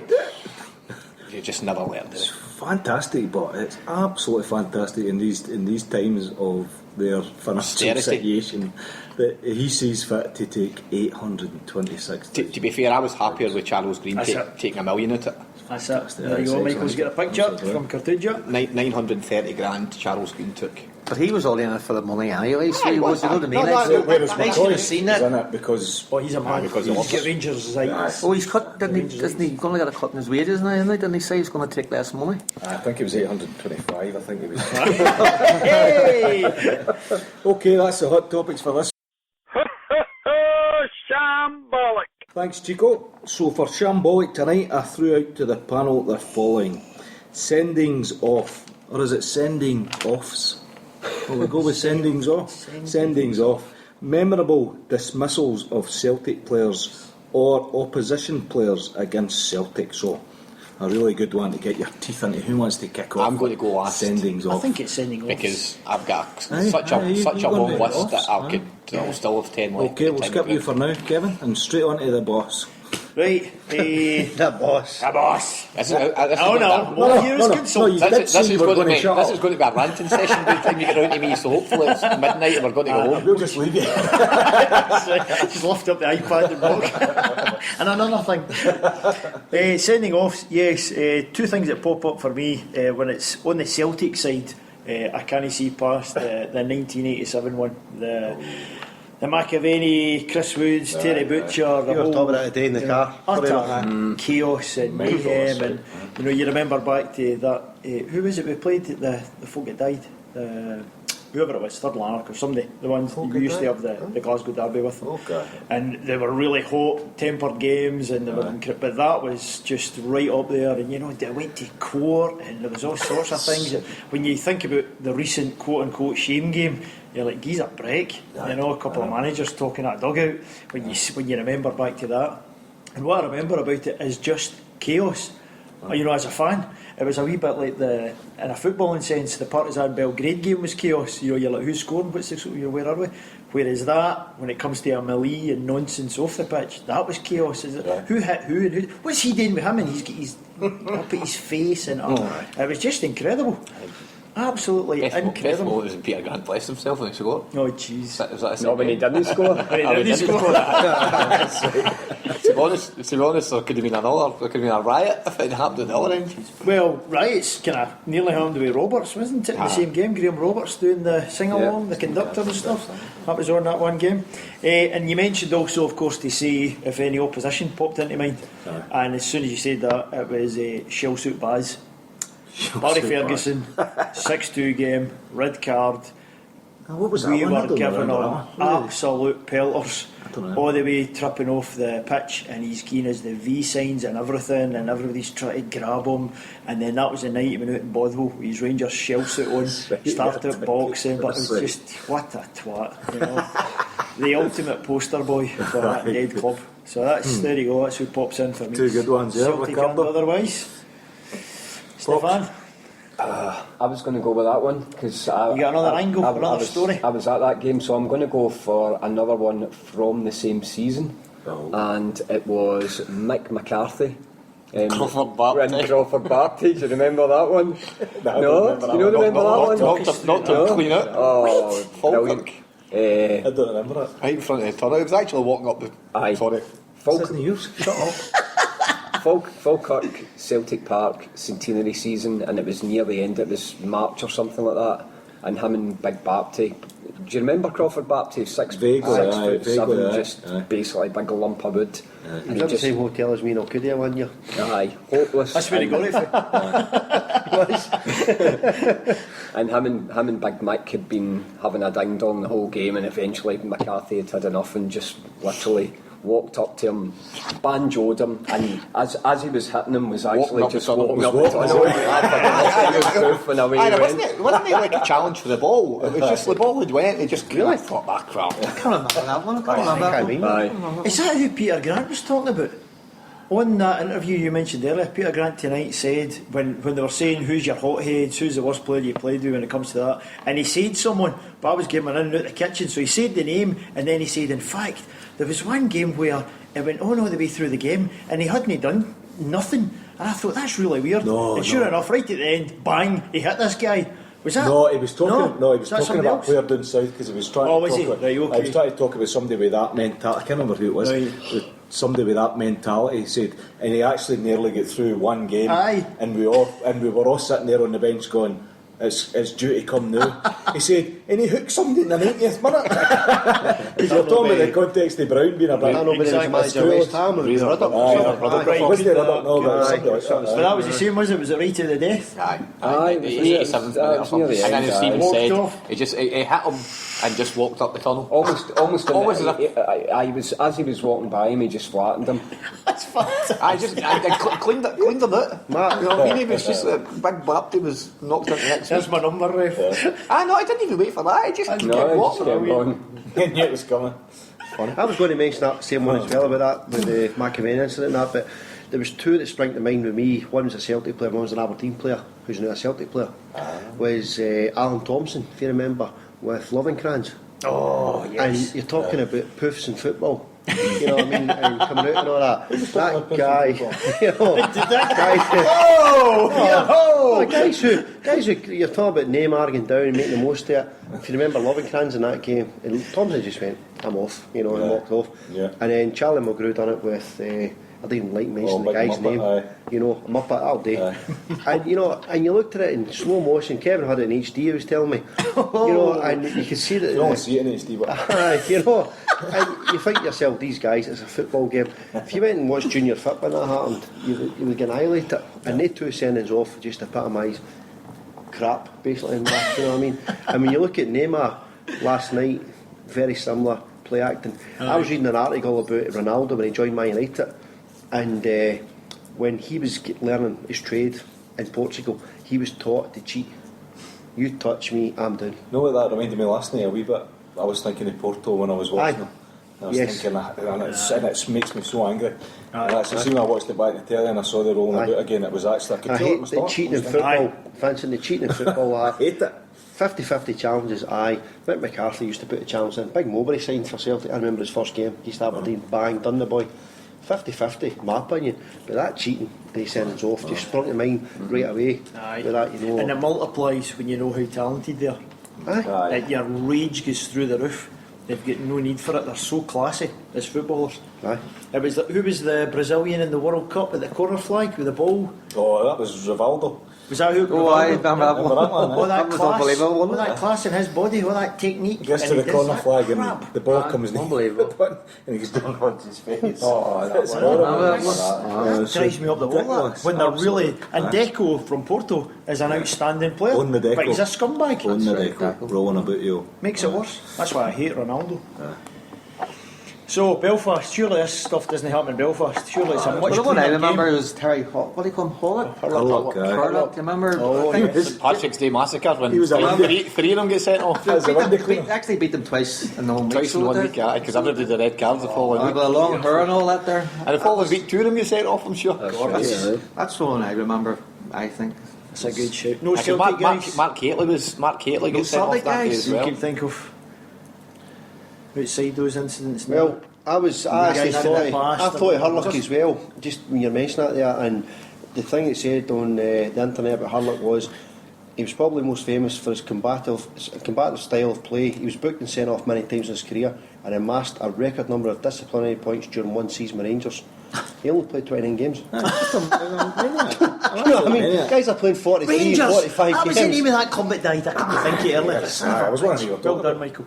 You know what I mean? You're thinking about it, 29 I games. remember he's seeing played. it, almost the iconic ones that stick with me are Penis himself, actually. Remember the ones where he announced himself into Scottish football? George Was that McCluskey. George McCluskey. right in front of the jungle? Absolutely I think ridiculous. it's sent off against us. Remember the other one week. against Billy Stark? Remember Billy Stark had the That was the following week. Following weekend. He'd have been, Was that? Well, I think it was a home broken game leg. and then 2 and 3 weeks. He missed the following game. Then again, all premeditated. He knew exactly what he was doing there. It was kind of, I've arrived almost, you know. Aye. I hated him so much. Yeah, thank you. Kevin, you've got some stonkers. You gonna stay where you We have only got about 10 minutes, but the 10 minutes are all yours. I'm having another biscuit. Well, Right, everybody kick that. I've got Go for it. I want to hear them actually, because There's that I big knew you one. went off. So Is that it? So one of my Start with the one. Start with the Johnny Doyle one. Aye, Johnny Doyle. I think we've spoken about this before. It's got 103 hits on YouTube. 103,000. 103,000. Sorry. Anybody that wants to watch it, just type in Go and see it. Johnny Doyle and a Hun referee. He gets sent off against Ayr United. The clip shows you there's a goal line melee. The ball happens to get cleared out to the wing. He picks it up. It's the last couple of minutes of the game, and he tries to launch a cross in, which catches the referee. The referee's about 15 yards away. Catches the referee square in the gub, and it knocks him out. It's the days when going to like Ayr United was a good support, so it shows you the ground behind Terracing. it is absolutely chock a block. There's not a spare space. Celtic fans are going ballistic, cheering and clapping, and then it cuts to the referee eventually coming round, calling Johnny Doyle over, and proceeds to send them off. Did he remember it was him, like? And apparently went over to the linesman, and the linesman was like, aye, he did it deliberately. David Proven's the person that's on the commentary says if he'd tried it 100 times, He would never he have could him. never have done it. It was an absolute Did shocker. they beat them at that? Yeah, I don't know. I've got a few that really rile me. Sorry, lots of them rile me. usually that calm and placid. Stephen Mahey in the game at Celtic Park, where we were trying to stop 9 in a row. I'm going to end up being angry at the end of this. And to be honest, Shuggy. Dallas almost deserved it. Sorry. Oh, I know what you're going to say.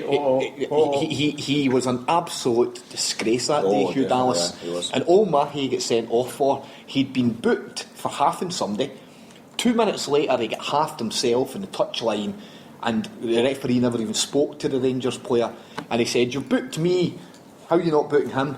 And that's when he sent him off, gave him a second yellow and booked him off in the most volatile game that had been in Scottish football in the last 10 years. And Hugh Dallas, amongst all these media darlings and lovies, He's a Motherwell fan. always spoke about him as being he always used his head when he was refereeing. That was a prime example where maybe he did use his head, he maybe knew exactly what he was doing, but he was responsible for lots of what happened after that. Oh, definitely.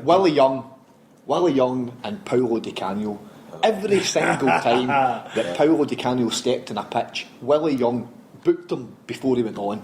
Because he would get booked for nothing. And the game that I remember was when he tried to collect the ball. He got booked for nothing in the halfway line, where he tried to nutmeg somebody, and he get Hearts, and he get taken out the game. And he tried to scramble the ball, and they ended up booking him because he was on the ground trying to win the ball. So it was a free kick if you were booking against a Hearts player. So Celtic then got a penalty. And this is again the season when we were trying to stop 10 in a row. Was it 8 in a row? Aye, Paolo Di Canio says you've only got 8 in a row.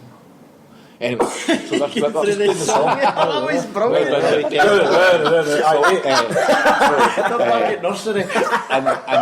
So Celtic got a penalty in the first half. Last 10 minutes of the first half, they were getting beat 2-0, got it back to 2-1, and he gets a penalty.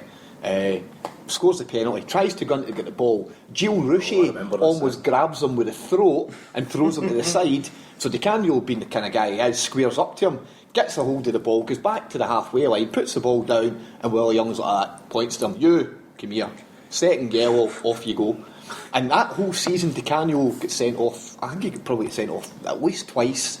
He also get kicked lumps out of in the vast majority of games they played. And you know, every game that Celtic dropped points in that season, Paolo Di Canio wasn't playing. So the following week Celtic played, I think, Motherwell, and he was suspended for a match, and Celtic ended up drawing or getting beat. The game where the lumps kicked at him against the Savages in the Scottish Cup tie, and I've ranted about this before, but I'll rant about it again. The only time in the history of the Scottish Cup that a match has been brought forward 2 days for television. Never been heard of before. I told you get this back which meant we had to go to remember Kilmarnock on the Tuesday night. So they kicked lumps out of him on the Thursday. We then had to go to Kilmarnock on the Tuesday, and he didn't play. We ended up getting beat 2-0. First and possible only time I've ever left a game early. That wee guy Alec Burt scored, and then he wasn't fully fit to play on the Sunday when we were playing them in the league decider, and it was absolutely disgraceful the way that this was all manipulated. Another one. Are you saying the referees are corrupt? Well, Tony Shepherd. I thought that's what he was saying. Tony Shepherd, League Cup final. I thought that's what he was saying. Aye, make sure it's still turned on. Tony Shepherd, League Cup final. When Maurice Johnson gets sent off, the wee scumbag that he was, Johnston, crosses himself as he's going off the pitch, which was bad enough because Danny McGrain, I'm sure it was in his book, said that morning when they went to Seamill, they went to church. The full squad went to church. Catholic players and non-Catholic players all went together as a team, and the only person in the whole squad that didn't go was Maurice Johnson. Yet he gets sent off and proceeded, absolutely for show and to antagonise the Rangers fans, to bless himself direct, not even get up the tunnel, just as it was in full view of him, just to antagonise him. And then the referee, who'd lost the plot, decides to send off Tony Shepherd for no reason at all, because he got hit with a coin in the back of the head, turned round, a bit like that wee rat bag that gave the penalty against us 2 seasons ago. What was his name? Willie Collum. Willie Collum. Eyes in the back of his head. That was you, Tony Shepherd. Pulls out another red card. Remember Davy Sign. Davy Hay wanted to take the team off the pitch. That was the one where after Davy Hay says we need to get out. We need to get out to play in Scotland. It's an absolute joke and a debacle. And that's I've got another one about Johnny Doyle. Aberdeen. Johnny Doyle was so volatile, it was unbelievable.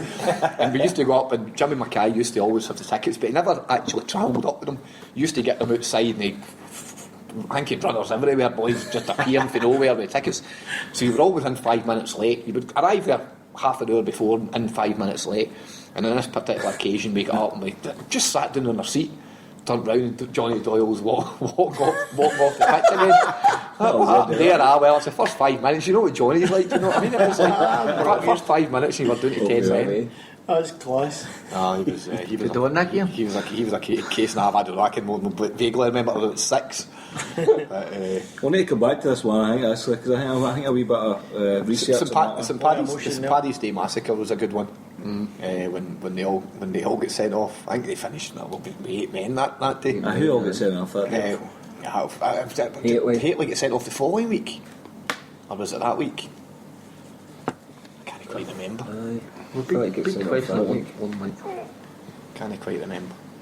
Okay, is that you finished? That's him. Honestly, I couldn't The well get has my run ball. out. That was quality. I've got my list here. Oh, that was Let's quality. see if I've missed any. That was quality. I'm happy with them. It's actually one so much. Well done. Don't give us He's been homework. interrupted by Charlotte Fake's account coming back on Twitter. Charlotte Fakes, I didn't know that, Richard. Charlotte Fake, this is live and direct. Give us a quick Charlotte update on Fakes. that, will you? Well, one of the people that Michael follows exclusively on Twitter, of course, isn't it, Michael? Charlotte Fakes, Charlotte Fake. He's always I've said nothing. What is the very latest? So the latest is last night during the Champions League, the Sevco lawyers went into overdrive on while everybody's distracted, and they started to put through papers to get the most recent documents removed from the Scribd site and also the Charlotte Fakes Twitter account suspended. Because what he had started to do was put up information around obviously the accounts coming out, and it must have been a bit too close to the bone, so they got their lawyers on it while we were all too busy watching Barcelona and the greatest team in the world. And then tonight he's been resurrected, suspension has been lifted, and his first opening gambit was account back, now let's see who had most to gain from me not being here, no punches pulled anymore. Game on. No punches So pulled. what did he start to do? Well, last night he started to reveal that in parts of the expenses and stuff that they're showing in the accounts, there was big kickbacks back to people. People you've not heard of. Brian, is it Redstein or Breinstein? Can't remember the surname, just follow the account obviously. All of a sudden this guy who put in a fair bit of money for investments suddenly gets a big kickback back. Well, you get a kickback back. You can get a kickback back. So who is that person? Who is that person? Just so happens that was revealed as an alias for Craig White about a year ago. And I thought he was gone. That's when the Surely lawyers he's away. started to go Surely he's away. mental. Come on, so Stay in Bridwood. they ripped that off. Then he's back up, and now he's just before we started recording. He's started 3 days ago. Started to throw he's started to throw stuff out about Chuckles and the money that he's been getting. The first one I seen just before we started was that the 5 million shares, I think it was, that Charles Green had obtained. Let's use those words. Let's use those words. He hadn't actually paid for them until he was forced to when he was leaving the club. So You're a tease. all sorts of dodgy Just a stuff tease, is you're a coming tease. out, my man. So get back on there. Follow Charlotte, just as good. Michael does every day. Oh, Michael's always following Charlotte. Right for the beginning. There you go. Okay, on that note, Game on. and we're all going to rush away. quick, the bus We're is going to leaving. rush away to PCs because we've got the Murderwell game to go to. Oh, God.